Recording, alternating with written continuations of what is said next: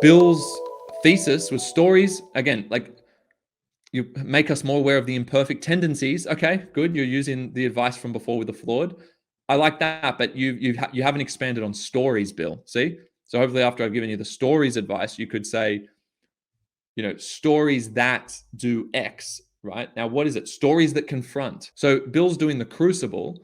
So you need to say stories that you could say stories that confront. If in this sentence you don't actually want to, and this is the second part of the sentence, you haven't brought in the text yet, so that's all good. We don't need to go specifically into that. In your second sentence, you can say through a dramatic mode of storytelling, or through an allegorical mode of storytelling, et cetera, et cetera. So I think it's important in one of your first couple of sentences to address the type of storytelling that's taking place. But I think if you're doing a generic, or I shouldn't say generic, but you're doing a general thesis that doesn't specify the text or type of story yet, you can at least say what type of story it is from an emotional point of view or a psychological point of view. So, stories that confront,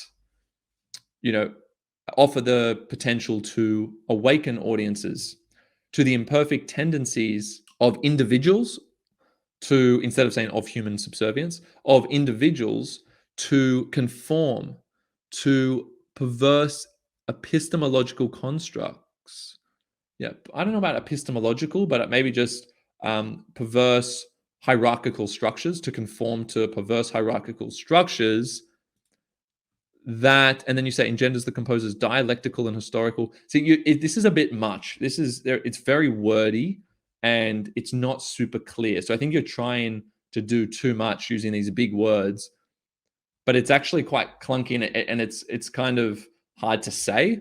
And I think it doesn't have that flow that it could. So it looks like you're trying to incorporate some useful terminology, but I don't know how useful it is to have it all in the one sentence. Composer's dialectical and historical representation of an anomalous individual as a necessary voice of dissent.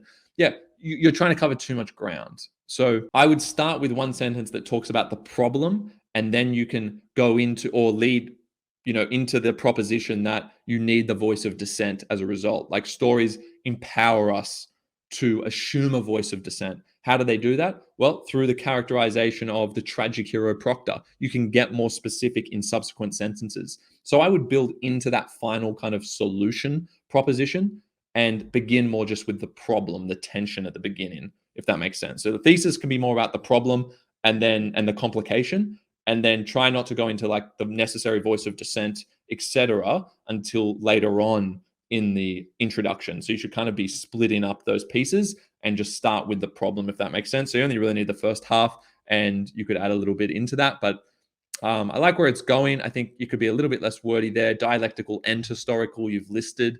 I would try and just choose one. I mean, an historical representation of an anomalous individual. Yep, great. Link it to the allegorical form, the allegorical mode of storytelling. Always try and use that word story, storytelling, stories.